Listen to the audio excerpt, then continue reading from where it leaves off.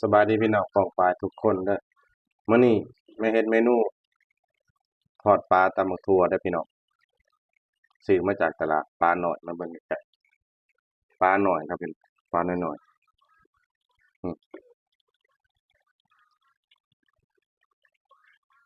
ทอดแล้วก็สิตำบักถั่วครับผม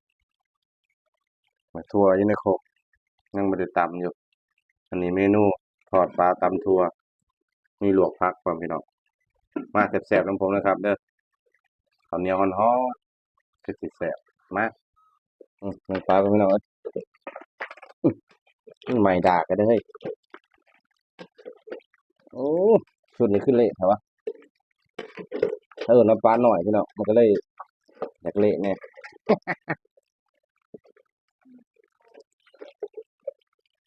ป่นปลาทอดอยู่น้ำกันนี่พี่น้องเด้อเดี๋ยวไปตักขี้ถ้วยเลยทอดปลาตำหมักทั่วพี่น้อง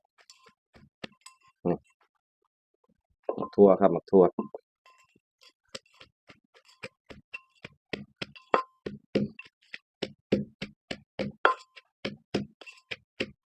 ทอดปลาเขาก็ได้หม้อแรกผ่านไปเหลือหม้อที่สองพี่น้องชุดแรกผ่านไปนี่ตำหมักทั่วรอครับแซ่บๆน้ำกันไปนะปรุงเครื่องกันใส่หลายแซ่บหลายเพิ่นว่าประเดกนี่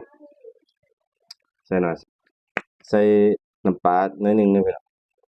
อ่ะ ใส่หน่อยแซ่บหน่อยใส่หลายแซ่บหลายนี่ขาดบ่ได้คือตัวนี้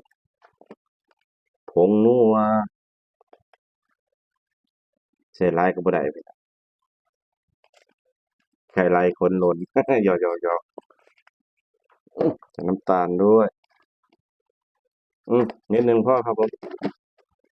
ใส่หลายเป็นเบาหวานตามด้วยมะนาวครับผม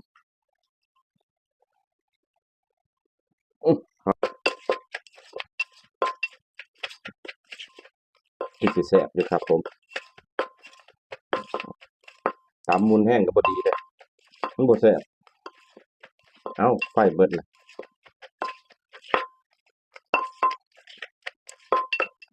นี่พี่น้องมาชิมกันเด้อครับสุดยอดใส่น้ำปลานิดหนึ่ง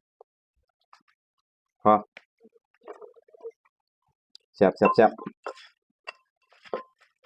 พี่น้องเดี๋ยวเบิ่งปลาก่อนเด้อ